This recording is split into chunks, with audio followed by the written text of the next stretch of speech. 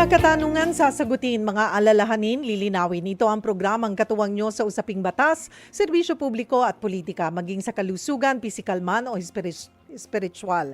Ako po ang inyong kapatid, Cheryl Cosim, sagot kita. At kami po ay napapakinggan nyo sa 105.9 sa Mega Manila, 106.7 sa Davao, 101.9 sa Cebu, 101.5 sa Cagayan de Oro, 99.9 sa Ormoc at 104.7 sa Tacloban. Bukod po sa radyo, kami po ay present din sa inyong mga telebisyon. Sa mga Signal subscribers, tutok na po kayo sa True TV Channel 19. At syempre, present po kami sa inyong mga socials. Live po kami sa Facebook, of course, at sa YouTube. I-search nyo lamang po ang True Network PH, mga kapatid. Kamusta po? Happy Lunes everyone! Ayan, huling Lunes sa taong 2024. At ngayong araw ng Lunes, usapang batas po tayo, mga kapatid. Ang ating topic ay tungkol po sa mga leave. Ayan. Pero today ay holiday. Marami po sa inyo ay tuloy-tuloy na yan hanggang Miyerkules, 'di ba? So parang lumalabas doon sa mga hindi nag-file ng vacation leave, parang tuloy-tuloy na 'yon, 'di ba? Magmula nung Sabado hanggang sa Miyerkules, 5 days, not bad. Hindi po ako masyadong makarelate sa mga leave, ayan, sa mga leave with pay kasi wala tayo nun, di ba? Yung mga talent. No work, no pay. Pero dun sa mga may leave, alam nyo ho ba, yung inyong mga benefits, ano po, pagdating sa leave, isa ba kayo sa nag-file ng vacation leave o VL ngayong holiday season? Sana all. O isa kayo sa mga sinasabing tagapagmana ng kumpanya na ayaw magpahinga sa trabaho?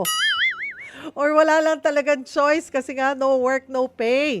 Hindi, pero ayan, pero ang BL po, mga kapatid, ay hindi naman daw po nakasaad yan sa batas. Aba, na mandatory na ibigay ng employer. So kung may kayo, vacation leave, abay napakaswerte nyo po sa inyong mga kumpanya. Yan ang ating pag-uusapan, kasama po ang iba pang dapat nyong malaman tungkol sa mga leave. Sino ba ang mga pwede nga bang bigyan ng mga leave? Or talaga bang sa kumpanya nyo yan na ang nagbibigay po niyan, ang nagdidesisyon? Tutok po kayo, baka may mga tanong po kayo tungkol sa mga leave with pay. Ayan, usaping batas po tayo today, araw ng Monday.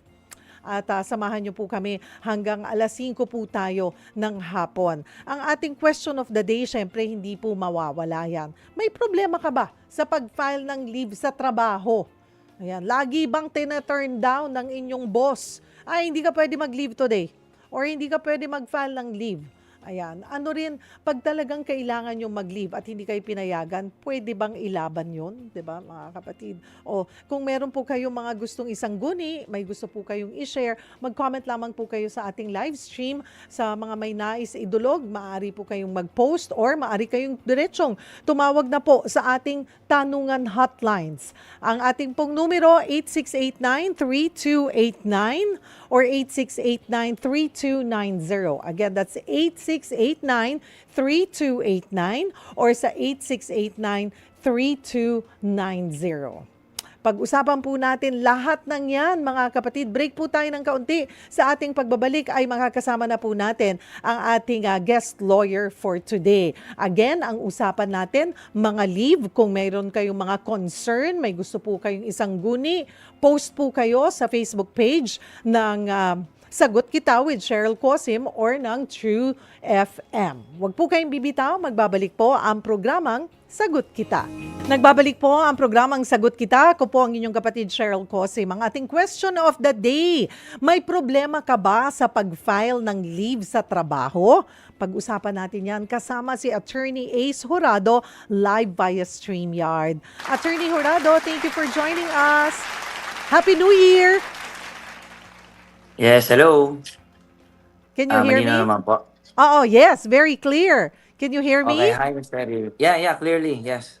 Ayan. Ayun nga po, tamang-tama din kasi ngayon ay holiday. Ano? Mhm. Pero at ngayong holiday season din, marami ang nag-file. Nag-uunahan yan mag-file ng leave. Pero para mas maintindihan po ng ating mga kapatid, ano ba ang sinasabi ng batas tungkol sa mga leave at bakit mahalagang malaman ito?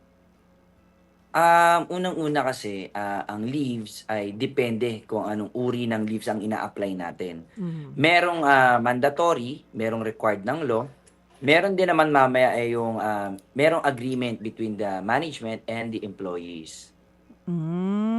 Okay. So, yung talagang mandatory, ano ito? Mhm. Meron tayo yung sabihin natin solo parent leaves, meron din tayong tinatawag na service incentive leaves, meron din tayong maternity and paternity leaves, yung mga something like that, mga leaves. Oo. Tapos, yung ibang leave ay depende na sa pag-uusap ng empleyado at ng employer, sabi niyo po? Yes, yes, tama. Subject to the agreement between the employer and the employees. Okay. Sino rin ang entitled sa mga leave? Sinong mga Well, empleyado? mm. Well, sabi sa batas kasi, employees lang. So, regardless kung anong status na pinag-uusapan, whether they are considered contractual o yung may tinatawag tayong nag-e-endo, di ba? Or yung meron din ng mga regular employees. So, kung walang binanggit yung batas regarding sa status, then we don't have to distinguish. So, applicable sa lahat basta tinawag ka na empleyado. Okay. O isa-isahin natin yung sinabi niyong iba't ibang klase ng leave. Ano po ba yung service incentive leave? Well, ang service incentive leaves, ito ay mandatory, binibigay ito ng labor code, na kung saan ang isang empleyado ay nakapag-render ng 1 year na trabaho and wala siyang hiningi na kahit anong absences or paid leaves, mga ganyan. So, Mhm. ito ay once na makumplay ito, meron kang 5 days na equivalent na pay. Paid leave each year para Mhm. dun sa worker na at least Mhm. 1 year in service na. So, pwedeng Mhm. gamitin kahit saan yung leave na yan. Walang pake yung kumpanya kung saan mo man gawin. Yes, Gamitin. oo, provided na makapag-comply ka ng 1 year. Yun lang yung sinasabi ng batas. So, pwede mo yang i-convert into cash nga, actually convertible yan. Oh, okay. Pero Mhm. makukuha mo lang yon after 1 year, tama ba? Or pwedeng Dapat within the makapag-render year? ka ng 1 year na service kasi. Yun ang sinabi lang ng batas, 1 year na service, tapos hindi ka nag-a-absent. So, eto, binibigyan ka, the employees are entitled for at least 5 days na service incentive leaves. Yun yung incentive na binibigay sa mga empleyado. So, Mm. convertible into cash naman yan, kung gusto ng empleyado.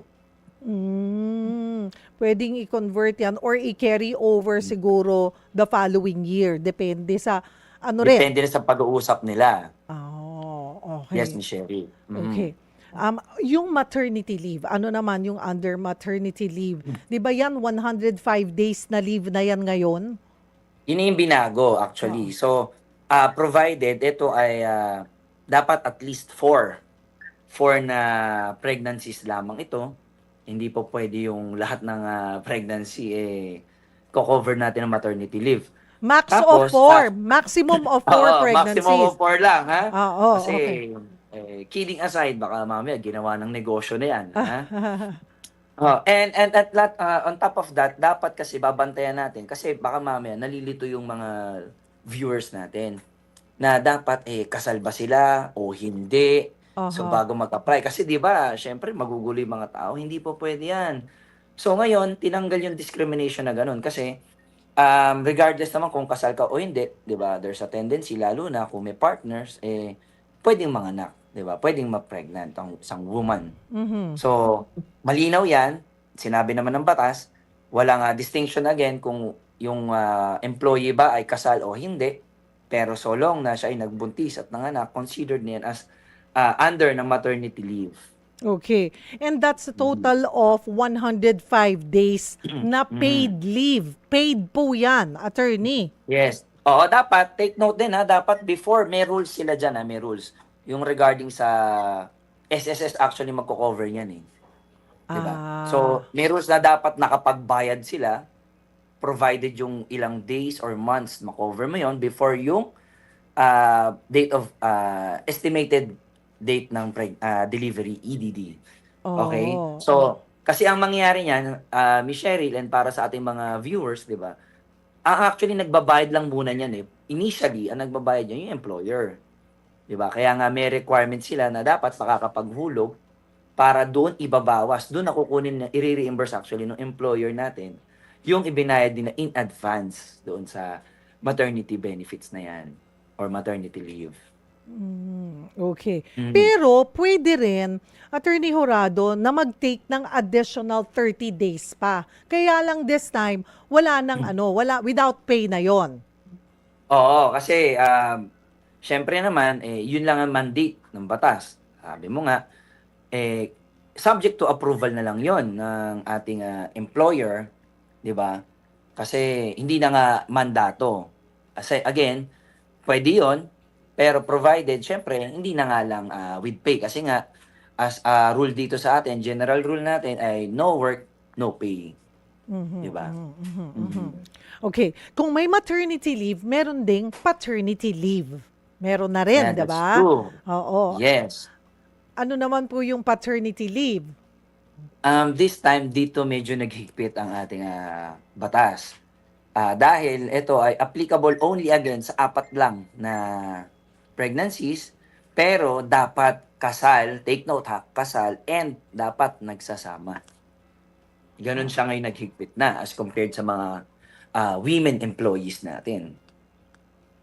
Oh, okay. So, Mhm. 7 days lang yon, Attorney Jurado? Yes. Yes, 7 days. Pero again, yung rule natin dapat malinaw. Number one, kasal lang 'yan, and next dapat nagsasama sila nung asawa niya. Mhm. Parental Mhm. leave for solo parents. Ano naman ang ano nito, kaibahan? Ang solo parents, ito yung mga iniwan, sorry to say, yung mga naanakan na lang o sinaktan, 'di ba? And then tapos pagka nagkaroon ng anak, 'di ba, gone with the wind. And so nag-isa na lang silang bumubuhay sa kanilang mga anak. So ito yung nag apply na solo parents na kung saan binibigyan sila ng leaves para umattend sa needs ng kanilang mga anak. Kasi nga dahil nga wala silang katuwang na magpalaki ng anak o kasama sa buhay, so siyempre they are obliged to take care or take responsibility doon sa kanilang mga anak. Mhm. Mm. Okay, parental leave for solo parents. Meron din tayong Magna Carta for Women Special Leave Benefit. Ano naman po ito, Attorney Horado? Ito yung, batas na kung saan nagmamandato. Dito actually parang ito yung constitution ng mga leaves for, women. So, let's say sabihin natin yung mga na-abuse, covered din diyan yung anti-violence against women and their children, pupuwede rin silang mag-seek ng leave diyan. So, lalo na kung they are physically abused by their partners or their, ex, husband or 'di ba, date na sabihin natin yung mga previous relationships nilang. Mhm, mhm, Mm. mhm. So, with pay, ito bang, kasi up to 2 months daw eh. So, with pay ba tong special leave benefit? Kasi 'di ba may Um, pwede ka naman bigyan ng sige. leave, pwede ka mag-file, papayagan ka anytime. Pero yung may mga Mm. bayad, depende rin. Yes, depende rin. Basta ang mandato, again, mandato ng batas, pinapayagan kayo. Okay? Pumapayag sila, basahin yung mga reasons, eh, under the law, okay yan. Pero again, kung hindi naman ang batas natin ay nagsasabi na with pay ka, so ito is subject to the agreement between the employer and employee na ngayon. Okay? Kung Hmm. generous naman yung ating employer, nakukonsider nila yung ganyang instances, then talagang most likely magbibigay sila. So, yun kasi ang ano eh, Miss Cheryl and sa ating mga viewers, yun lagi ang babantayan natin. Kung ang batas ay silent with respect to the pay, syempre, neither us na magbigay. Mhm, Okay? mhm. Hindi na tayo obliged, kaya nga mandatory. Mhm, So, mhm. kung hindi naman mandatory, ang sinabi lang talaga ay yung leaves, pwede kang umabsent na hindi ka considered a wall, di ba? So, pwede yon. Pero yung, ang pinag-uusapan na dito, yung pay, kung ang batas natin nagbigay ng pay, that's good. Pero kung tahimik, so hindi dapat tayo mag-a-assume. Might as well, we have to coordinate with our employers kung ano bang magiging setup dito when it comes to mandatory leaves without pay or silent ang batas natin. Okay. So yun pa lang, vacation leave at saka sick leave, hindi yan mandatory. Kumpanya na lang Yes. ang nagde-decide niyan, or kung generous ang kumpanya nyo, pwede, pero hindi pala yan mandatory. That's true. Kasi ang malinaw lang, under the labor code, malinaw, binabanggit yan, yung service incentive leaves. Pero when it comes to sick leave and vacation leave, wala talaga yan. Silent ang batas dyan. So, yung mga nabigay ko kanina mga mandato, o ito yung mandatory leaves, allowed yun. Pero, again, sabi nga, maganda yung may mga ganyang leaves pa rin, yung additional, di ba? Or optional na merong sick leave, and meron din tayong vacation leave. Kasi, sa totoo lang, Miss Cheryl, and sa ating mga taga-subaybay, hindi naman naiwasan ng isang tao magkasakit, di ba? So, kaya lang, kawawa din naman kasi nga, no work, no pay. Paano natin ngayon mababalance ang health ng isang tao or merong vacation leave, yung mental stability ng isang empleyado, di ba? Aha. Kung wala naman siyang mga breakman lang na siya mismo yung nakakaramdam kung ano na pwede nangyayari sa kanya. And at the end of the day, syempre, kung hindi siya okay, hindi healthy ang isang tao physically and mentally, and I think hindi rin magiging productive yung work output niya, which will be prejudicial doon sa ating management. Di ba, Miss Cheryl? Tama naman yun. Yes, yes, yes. So Mhm. pwede, ano pala, call pala yan ng employer. O sige, we also offer, sasabihin nila, di ba, pag hinahire ka, we offer 5 days na vacation leave and 5 days na Mhm. sick leave. Yan Kaya ang lang, minimum actually, nagiging ano lang yan. Siguro nagiging, sabihin na natin, customs. Sabihin na oo, natin, magiging practice nila na minimum 5 days oo. each. Sick leave and vacation leave. Well, Pero, honestly, may nga kilala nga ako kahit bago yung empleyado, 15-15 ang binibigay. Napaka-generous talaga. oo. Di ba? Pero pwede ring sabihin niya, we give those kind of leaves, ano? Kinds of leave. Pero, walang bayad, without pay. Mhm. Pwede Yes. yon. Pero at least ang Or pwedeng importante with doon, pay. hindi ka considered absent na without reason at all, 'di ba? May Oo. babalikan ka pa rin sa makatuwid kaysa naman yung wala ka talagang sabihin nating reason na bakit ka umabsent, malamang mabibigyan ka ng NTE pa, mapapasama pa, Mhm, mhm. O yan 'di mga ba? kapatid. So dapat ito pala mga klaro bago you get hired, naintindihan nyo po lahat ng leave Mhm. na maibibigay po sa inyo ng kumpanya. Kasi pang ano rin yun eh. 'Di ba? Pangyabang din yan ng mga kumpanya eh pag nagha-hire sila. Or Actually ano 'yan isa sa mga ways para maka-attract ka ng mga oo. employees, Oo. 'di ba? Kasi magandang package 'yun, magandang benefits 'yun, 'di ba? Mhm, mhm, Kasi mhm. sa totoo lang, 'di ba, parang sino ba naman ang ayaw ng empleyado na maraming benepisyo sa isang company, 'di ba? Mhm. Totoo. O mga kapatid, break po tayo ng kaunti sa ating pagbabalik. Yung mga maraming naiwan dito sa may mga nakakausap ako, ay naka-leave po ako Hmm. ngayon kasi kailangan ko ng ubusin. Masasayang Hmm. pagpasok ng 2025. Yan po, pag-usapan natin yan sa mga kapatid with Attorney Ace Horado. Kung kayo po ay may mga gustong isangguni, may mga concern kayo, ay maaari po kayong mag-post sa ating live stream sa Sagot Kita with Cheryl Cosim FB page or sa True FM, or tumawag po kayo sa ating tanungan hotlines sa Hmm. 8689-3289 or 8689-3290. Huwag po kayong bibitaw. Magbabalik po ang programang Sagot Kita. Oras natin mga kapatid, it's 4:42 ng hapon at ito po ang programang Sagot Kita. Ako po si Cheryl Cosim. Ang ating question of the day, may problema ka ba sa pag-file ng leave sa trabaho? Abay, post na po kayo. Baka po masagot yan. Maaari po kaming makatulong ni Attorney Ace Horado. At kung gusto nyo po talagang makausap siya, ay tawag po kayo sa ating tanungan hotlines. Attorney Horado, dito tayo. Dun sa yung mga may leave, may mga leave pa, may mga leave credits pa. Ayan, anong pwede nilang gawin dito? Meron din bang sinasabi dyan yung batas? Yung leave credits na yan, sinasabi natin kanina, pag yan ay nag-fall, sabihin lang natin dun sa mandatory, yan ay consumable lang yan. During lang do sa kung anong hinihingi mong leaves, okay? Pero kung babalik tayo dun sa tinatawag na vacation leave or yung sick leave, tapos meron silang company rules na kung saan pwede itong maipon, then yun talaga dapat masunod. Mhm. So, paano yung ano yung mga leave na pwedeng i-convert sa cash o i-carry over sa susunod na taon? Depende rin ba yan sa employer? Under the labor code, ito yung sinabi ko kanina, yung service incentive leaves, na kung saan, pag nag-render ng at least 1 year yung employee, so ito ay pwedeng ma-convert into cash, yung instead na Aha. 5 days na i-avail niya. Ngayon, going back naman doon tayo sa yung kanina, yung mga Yung vacation vacation leave, leave sick tsaka sick leave, leave, oo, na hindi ito na ay gamit. yes, oo, subject to the agreement to ng employer and the employee. Let's say, napag-usapan na sinabi, meron kang 5 days na VL, vacation leave, and 5 days na sick leave, yan ay pwedeng maipon. Let's say, ganon. So, ikaw, na kahit may sakit ka na, ayaw mo umabsent, sayang eh. So, naipon ang naipon, tapos may agreement pa sila na pwede into cash ang conversion, then, yun ang magiging rules between those contracting parties, between the employer and the employee. Okay. Mhm. So talaga palang usapan sa between the Mhm. employer and the employee.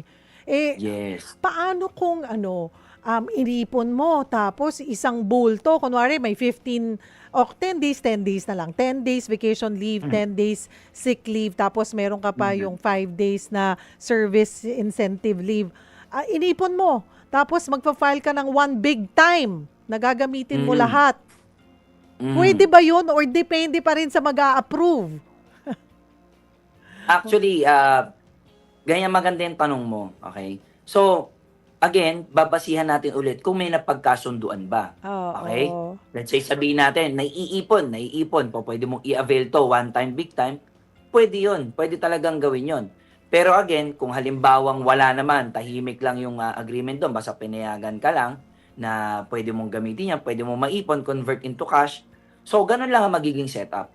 So, hindi mo Mhm. siya po pwede pagsama-samahin para kunwari, naipon mo 15 days, pwede ka umabsent ng 15 days. 'Di ba? Parang ganun yung Aha. idea mo kadalas 'di Oo, ba? Kasi yeah. iniipon mo nga iniipon mo with pay pa para makapag Oo. out of the country ka. So, liliwanagin natin sa ating management. Pwede Mhm. po ba namin 'tong i-avail ng one time, big time?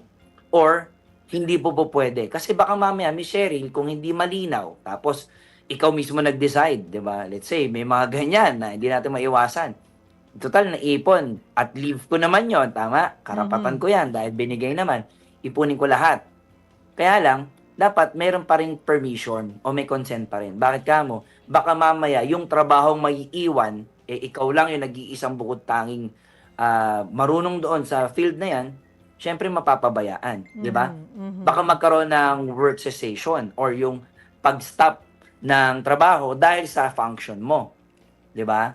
Kaya kahit na meron ka pa ring leave credits na naipon, subject for the approval pa rin ng employer kahit binigay yan sa'yo, kahit pwedeng ipunin. Mhm. Okay? Kaya dapat Siyempre, klaro, no, Attorney yes, Jurado. oo. And Kasi baka mamaya, yun nga, kahit sa again, ulitin lang, with emphasis, alam na natin pinayag sa atin 15 days or 10 days, iipunin mo para nga makapag out of the country ka or out of town, di ba? So magde-decide ka. Sasama ang loob mo dahil hindi ka pinayagan. Again, i-clear na natin, ito po ba ay po pwedeng i-avail one time, big time?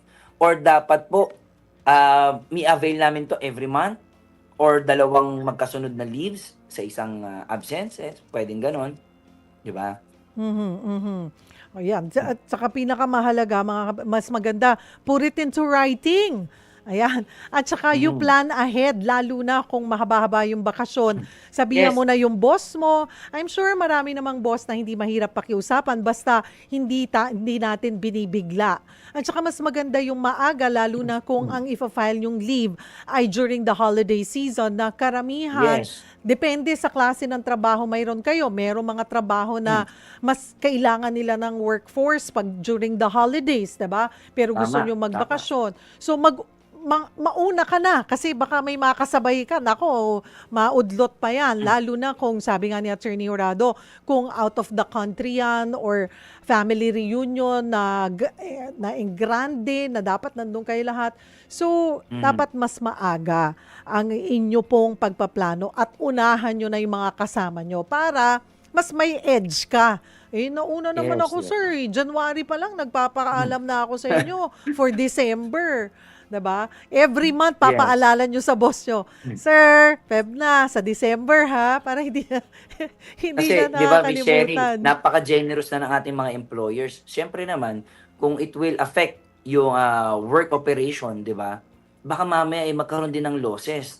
So, Oo. we have to consider them also kasi, di ba, ang babait na nga ng mga employers natin and yet, minsan nakakalimutan natin na take advantage na rin sila, di ba? Oo. So, we have to think also for them na wag magkaroon ng losses. Mhm, okay. Eto, puntahan ko po, well, bago ko puntahan itong mga, sa mga messages po ng ating mga netizens, isingit ko na lamang din, Attorney Jurado, because today is Rizal Day. So, holiday ngayon, regular holiday. When you say regular holiday, ano ba yun? Regular holiday, ang Double pay? ito ay automatic. Meron kang 100% na salary. Ibig sabihin, kung magkano yung kikitain mo for that day, bayad na yan. Oo. So, regardless kung hindi ka umattend, syempre, pero kung pumasok ka, it will become times 2. Ayan, 200% na. Ayun, Yun ang double. rule dyan. Ayun, yun ang rule. So mga nagtatrabaho ngayon, double pay po kayo. Paano kung Yes. kapag sumobra sa 8 hours yung trabaho today? So, meron pang premium on top of that. 'Di ba? May Ah. overtime pay ka pa na matatanggap. So, mas malaki kasi nakabase ngayon sa holiday pay pa. Oo. Okay. So 30% na increase hourly rate.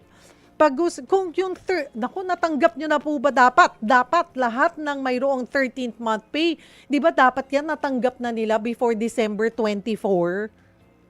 Yes, oo. Yan ang mandato ng PD 851 na about 13-month pay law na kung saan pwedeng mid-year, yung kalahati nun, and then po pwedeng isang bayaran lang before December 24 actually.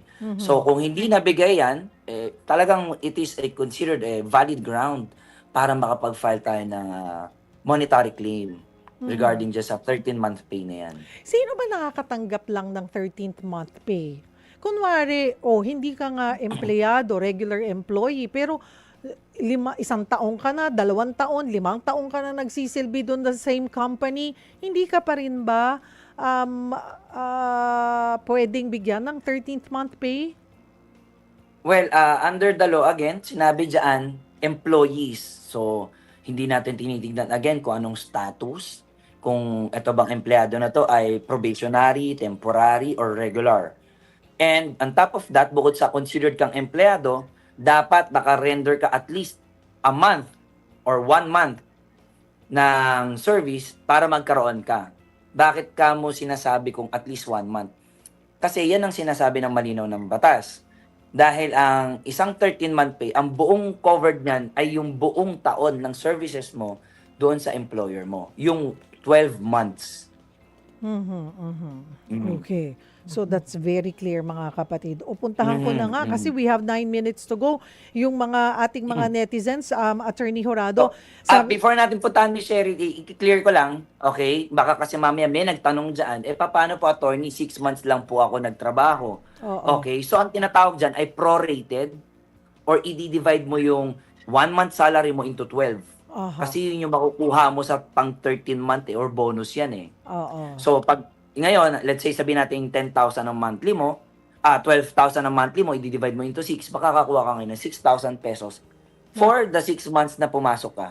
Oo. Ayun. Klaro yan, mga Yes. kapatid. Baka kasi yung iba, ina-expect buo. Oho, Wala kaya pa nga, kayo kaya isang lilinaw taon. na natin prorated o prorata ang tawag. Dito, ito po si Ronald Tumbaga, attorney. Ang mga kapatid ko po ay may mga tindera sa kanilang RTW stall sa isang mall. Required po ba sila na bigyan ng vacation leave ang mga tindera nila? Ilang beses po sa isang taon? Sa mga kasambahay, ganito rin po ba? Okay, as kagaya na na-discuss natin kanina, Miss Cheryl, hindi required yung vacation leave na sinasabi natin. Pero itong mga tindera na to, considered natin as mga employees, so meron silang pwedeng matanggap na mga mandatory benefits or mandatory leaves. Let's say sabihin natin nanganak, pwede ngayon siya mag-leave of absence, magfa-file siya na sa employer niya, sasabihin niya, ito po ang expected date of delivery, ito po yung time na kung saan po pwede po ako mag-absent because of maternity leave. Let's say, sabihin naman natin, meron siyang empleyadong tatay na kasal, tapos manganganak yung kanyang asawa na nagsasama sila.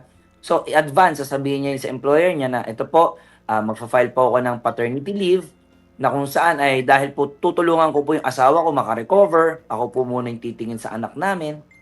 Yung mga ganyang bagay po, Miss Cheryl, ay allowed po talaga yan. Kasi nga mandatory, mandato po yun ng ating mga batas, special laws natin.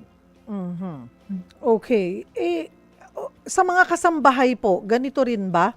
Ang alam ko sa kasambahay, dapat once a week meron silang day off. Oo.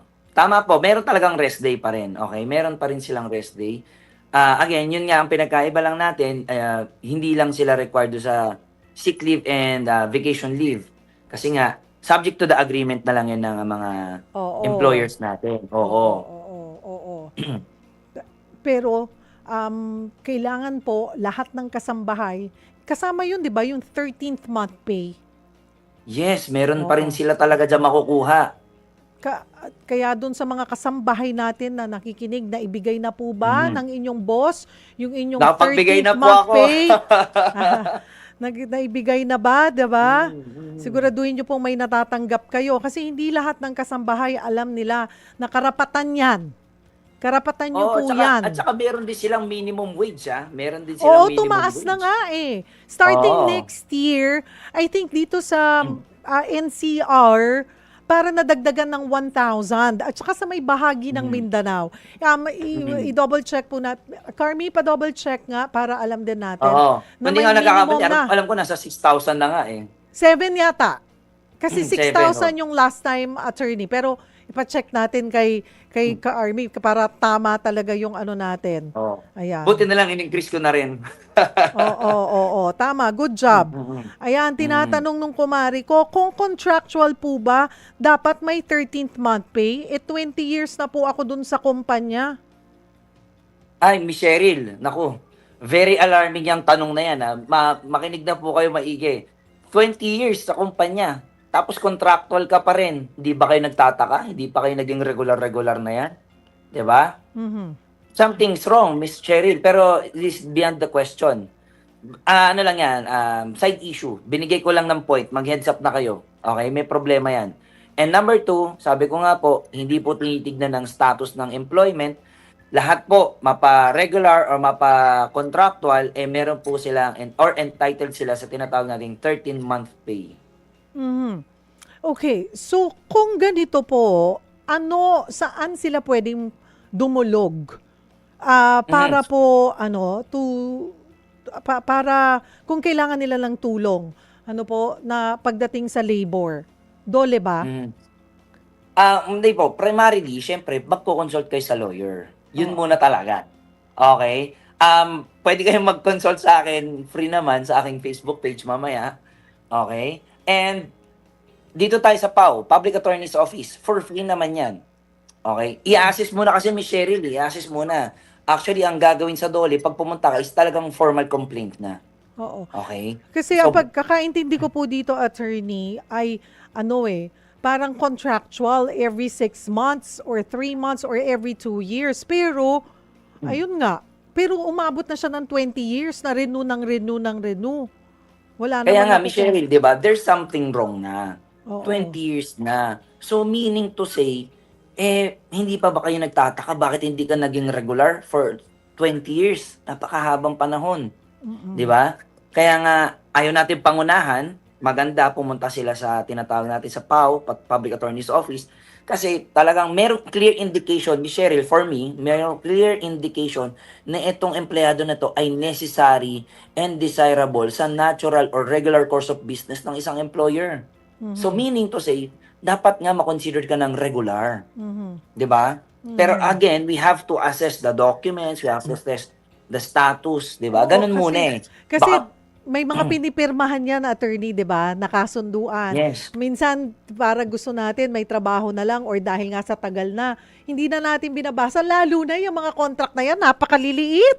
Napaka-fine Oo. ng prints na to the point na hindi na bibigyan ng atensyon yung mga detalye na yung pala nakasaad doon, wala kang wala talagang 13th month pay. Pag ganun, wala talagang habol.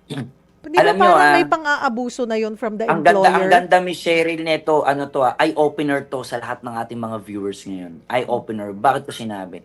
Kasi natatakot yung mga employees na pumirma kasi ako, hindi ko tatanggapin. Pumirma ako na wala akong matatanggap na ganitong pay, walang mga ganitong leaves, wala akong ganitong benefits. Tama? Yun ang panlaban ng employer eh. Dahil nga, magte-take advantage tayo na nangangailangan ng trabaho.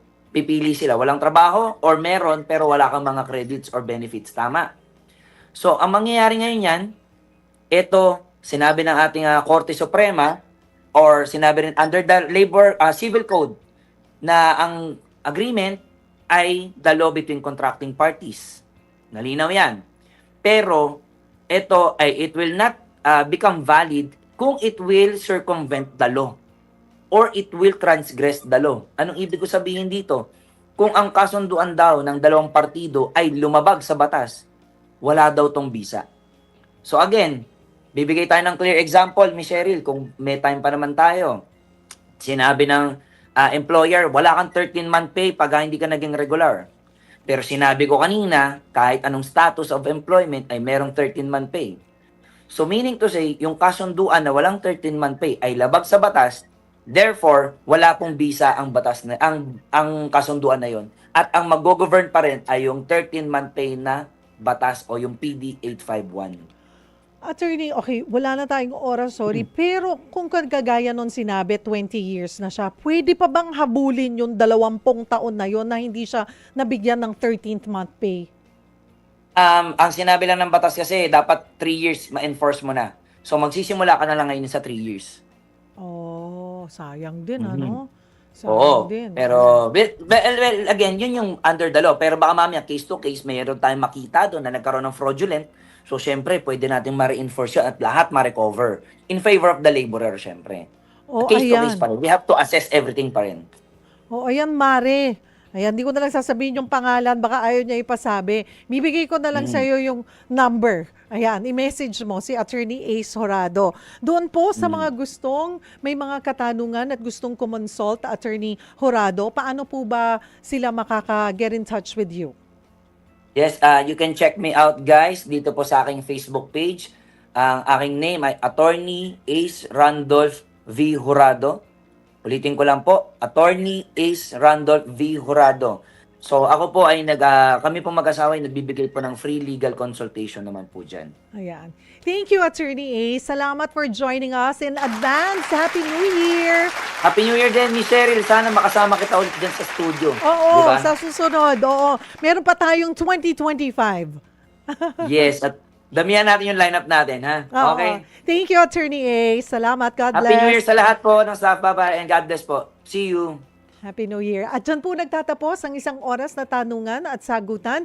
Ito po ang programang katuwang nyo sa Usaping Batas, Serbisyo Publiko at Politika, maging sa kalusugan, pisikal man o espiritual. Ako po ang inyong kapatid, Cheryl Cosim. Sagot kita!